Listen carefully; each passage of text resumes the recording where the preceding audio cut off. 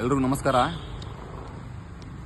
2 ದಿವಸಗಳ ಹಿಂದೆ ಜಿಲ್ಲಾಧಿಕಾರಿ ಕಚೇರಿ ಕಡೆ ಮಕ್ತುಮ್ ಸೌಲದವರ ಮನೆಯವರು ನನ್ನ ವಿರುದ್ಧ ನನ್ನ ಹಾಗೂ ನಮ್ದು ಗೆಳೆಯನಾದ ಮುಸ್ತಕಿನ್ ನಿಪ್ಪಾನಿ ವಿರುದ್ಧ ಒಂದು ಫಾಲ್ಸ್ ಎಲಿಗೇಷನ್ ಮಾಡಿರುತ್ತಾರೆ. ಆ ಎಲಿಗೇಷನ್ ಏನಿದೆ ಅಂತ ಹೇಳಿದ್ರೆ,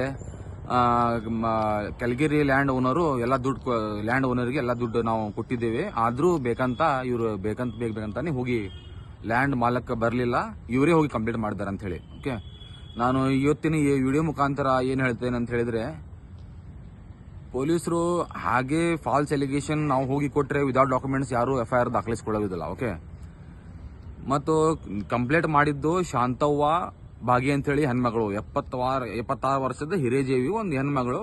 ಆ ಅಜ್ಜಿ ಹೋಗಿ ಕಂಪ್ಲೇಂಟ್ ಮಾಡಿದ್ದಾಳೆ. ಓಕೆ, ಆ ಅಜ್ಜಿಗೆ ಬೆಂಬಲವಾಗಿ ನಾನು ಆಗ್ಲಿ ನಮ್ಮ ಗೆಳೆಯನಾದ ಮುಸ್ತಾಕ್ ನಿಪ್ಪಾನಿ ಹಾಗೂ ಯಾವತ್ತೂ ಸದಾ ನಾವು ಅಕ್ಕಿ ಬೆಂಬಲವಾಗಿ ನಿಂತಿದ್ದೇವೆ. ಘಟನೆ ಏನಾಗಿದೆ ಅಂತ ಹೇಳಿದ್ರೆ, ಕೆಳಗೇರಿಯಲ್ಲಿ ಇರುವಂತಹ 3 ಎಕರೆ 32 ಗುಂಟೆ ಲ್ಯಾಂಡ್ ಅನ್ನು ಕಲ್ಲಪ್ಪ ಹುಲ್ಗೆಪ್ಪನವರು ಹಾಗೂ ಅವರ ಫ್ಯಾಮಿಲಿಯವರು ಮಕ್ತುಮ್ ಸೊಗಲದಿಗೆ 1 ಕೋಟಿ ಚಿಲ್ಲರಿಗೆ ಮಾರಿರ್ತಾರೆ.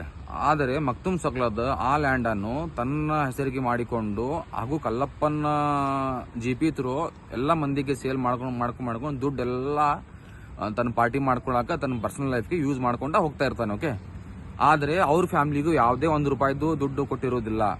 ಕೊಟ್ಟಿದ್ದಾನೆ ಎಷ್ಟಂದ್ರೆ 30 ಲಕ್ಷ ಮಟ್ಟ ಅವ್ರ ಫ್ಯಾಮಿಲಿಗೇನು ಸ್ವಲ್ಪ ದುಡ್ಡು ಕೊಟ್ಟಿದ್ದಾನೆ. ಆದರೆ ಇನ್ನೂ ಬಾಕಿ 70 ರಿಂದ 80 ಲಕ್ಷ ರೂಪಾಯಿ ಯಾವುದೇ ತರಹದ ದುಡ್ಡು ಅವ್ರ ಫ್ಯಾಮಿಲಿಗೆ ತಲುಪಿರೋದಿಲ್ಲ. ಓಕೆ, ಈ ಮುಖಾಂತರ ಕಲ್ಲಪ್ಪನ ಫ್ಯಾಮಿಲಿ ನನ್ನ ತರ ಬಂದು ಈ ತರ ನಮ್ಮ ಮಕ್ತುಮ್ ಸೊಗಲದ ದುಡ್ಡು ಅನ್ಯಾಯ ಮಾಡಿದ್ದಾನೆ, ನಮಗೆ ಚೀಟಿಂಗ್ ಮಾಡಿದ್ದಾನೆ, ಆದ್ರಿಂದ ದಯವಿಟ್ಟು ನೀವು ನಮ್ಗೆ ಸಹಾಯ ಮಾಡಿ, ಅವನು ಬಹಳ ಸ್ಟ್ರಾಂಗ್ ಆಗಿದ್ದಾನೆ, ರೌಡಿ ಶೀಟರ್ ಆಗಿದ್ದಾನೆ, ಅವನಿಂದ ನಮ್ಗೆ ಜೀವ ಬೆದರಿಕೆ ಇದೆ ಅಂತ ಹೇಳಿ ನಮ್ಮ ಹತ್ರ ಬಂದಾಗ ನಾನು ಹಾಗೂ ನಮ್ಮ ಮುಸ್ತಕಿನ್ ನಿಪ್ಪಾನಿ ಆಗಲಿ ಇಬ್ರು ಕೂಡಿ ಅವ್ರ ಫ್ಯಾಮಿಲಿ ಕರ್ಕೊಂಡು ಹೋಗಿ ಒಂದು ಅವನು ಯಾವ ರೀತಿ ಬೈದಿದ್ದಾನೆ, ಯಾವ ರೀತಿ ಅವ್ರಿಗೆ ಒಂದು ಜೀವ ಬೆದರಿಕೆ ಹಾಕಿದ್ದಾನೆ ಅಂತ ಹೇಳಿ ದಾಖಲಾತಿ ಸಮೇತ ನಾವು DCR ಸ್ಟೇಷನ್ ಅಲ್ಲಿ ಕಂಪ್ಲೇಂಟ್ ಮಾಡಿದ್ದೇವೆ.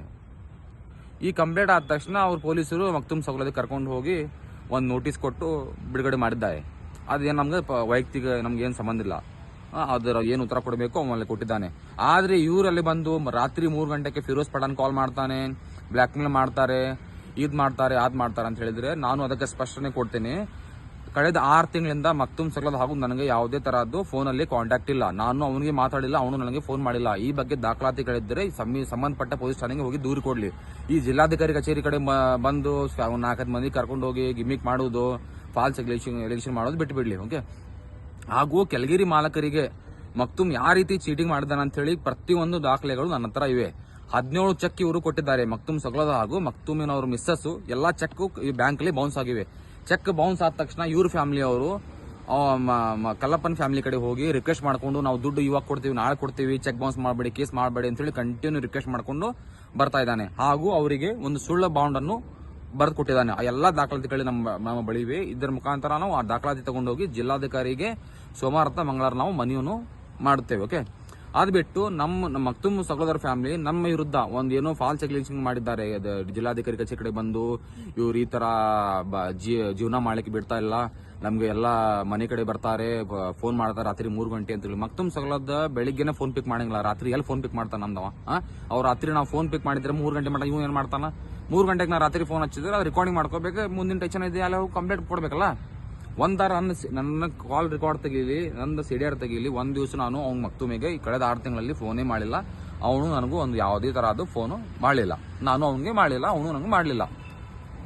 ಅದು ಬಿಟ್ಟು ಬ್ಲ್ಯಾಕ್ ಮೇಲ್ ಮಾಡಿದ್ರೆ ಏನೋ ಪ್ರೂಫ್ ಇರಬೇಕಲ್ಲ, ಏನು ಬ್ಲ್ಯಾಕ್ ಮೇಲ್ ಮಾಡಬೇಕು? ಇವ್ನು ಚೀಟಿಂಗ್ ಮಾಡ್ತಾ ಇರೋದು ಇವ್ನು ಬ್ಲ್ಯಾಕ್ ಮೇಲ್ ಮಾಡ್ತಾನೆ ಕೆಳಗೇರಿ ಲ್ಯಾಂಡ್ಗೆ. ನಂಗೆ ಅವ್ನ ಪರಿಚಯ ಅಂತ ಹೇಳಿ ಕೆಳಗೇರಿ ಓನರ್ಗಳಿಗೆ ಬ್ಲ್ಯಾಕ್ ಮೇಲ್ ಮಾಡ್ಕೊಂಡು ಅಂತ ಸಹಿ ಮಾಡ್ಕೊಂಡು ಎಲ್ಲ ಪ್ಲಾಟು ಮಾಡ್ತಾನೆ. ಅದ್ರ ಬಗ್ಗೆ ಯಾವುದೇ ರೆಕಾರ್ಡಿಂಗ್ ಆಗಲಿ, ಮಕ್ತುಮ್ ಅವ್ರಿಗೆ ಜೀವ ಬೆದರಿಕೆ ಹಾಕಿದ್ದು ಮತ್ತು ಯಾರ್ಯಾರ ಹೆಸರು ತಗೊಂಡವ್ರಿಗೆ ಹೇಳಿದ ಎಲ್ಲ ದಾಖಲಾತಿ ನಮ್ಮ ಬಳಿ ಇದೇವೆ. ಅದಕ್ಕೆ ಟೈಮ್ ಬಂದಾಗ ನಾವು ಸಂಬಂಧಪಟ್ಟವ್ರಿಗೆ ಅದನ್ನು ನಾವು ಕೊಡ್ತೇವೆ. ಮಕ್ತುಮ್ ಸೊಗಲ ಇದೇ ಒಂದು ಲ್ಯಾಂಡ್ ಅಲ್ಲ, ಮಾಳಾಪುರ ಲ್ಯಾಂಡ್ ಅಲ್ಲಿ ಒಂದು ಸುಮಾರು 50 ರಿಂದ 60 ಜನ ಚೀಟ್ ಮಾಡಿದ್ದಾನೆ. ಅಲ್ಲಿ ಲ್ಯಾಂಡು ಅಲ್ಲಿ ಮಾಲಕರಿಗೆ ಚೀಟ್ ಮಾಡಿ ಅದರಲ್ಲಿ ಮಕ್ತುಮ್ ಹೆಸರ ಮೇಲೆ 420 ಕೇಸ್ ಆಗಿ, ಮತ್ತು ಆ ಲ್ಯಾಂಡ್ ಓನರ್ಸ್ ಮಕ್ತುಮ್ಗೆ ಅಲ್ಲಿಂದ ಓಡಿಸಿ, ಬಟ್ ಅಲ್ಲಿ ಕೊಟ್ಟಿರೋಂತಹ ಪ್ಲಾಟ್ ಮಕ್ತುಮ್ ಯಾದವಾಡ್ ಲ್ಯಾಂಡ್ ಅಲ್ಲಿ ಆ ಕಸ್ಟಮರ್ ಕೊಟ್ಟು ಅಲ್ಲೇನು ಪ್ಲಾಟ್ ಇಲ್ಲ, ಇಲ್ಲಿನ ಪ್ಲಾಟ್ ಚೀಟಿಂಗ್ ಆಗಿರುವಂತ ಒಂದು 50 ರಿಂದ 60 ಜನ ನಂತರ ಬಂದಿದ್ದಾರೆ. ಅದು ದಾಖಲಾತಿಗಳು ನನ್ನ ಬಳಿ ಇವೆ. ಹಾಗೆ ಕೆಳಗೇರಿ ನೆಹರು ನಗರಲ್ಲಿ ಒಂದು ಲೇಔಟ್ ಇದೆ, ಅಲ್ಲೇ ಒಂದು ಆರ್ಮಿ ಆಫೀಸರ್ಗೆ ಚೀಟಿಂಗ್ ಮಾಡಿದ್ದು, ಆಮೇಲೆ ಟೋಲ್ ನಾಕಾ ಅಲ್ಲಿ ಇರುವಂತ ಅವನ ಮನೆ ಆ ಮನೆ ಓನರ್ಗೆ ಚೀಟಿಂಗ್ ಮಾಡಿದ್ದು, ಅವ್ರಿಗೆ ಜೀವ ಬೆದರಿಕೆ ಆಗಿ ಅಲ್ಲಿಂದ ಓಡಿಸಿದ್ದು, ಅವರು ಮಹಾರಾಷ್ಟ್ರಲ್ಲಿ ಹೋಗಿ ನೆಲೆಸಿದ್ದು, ಆ ಮನೆ ದಾಖಲಾತಿಗಳನ್ನು ಮಕ್ತುಮ್ ಬಳಿ ಇಲ್ಲ.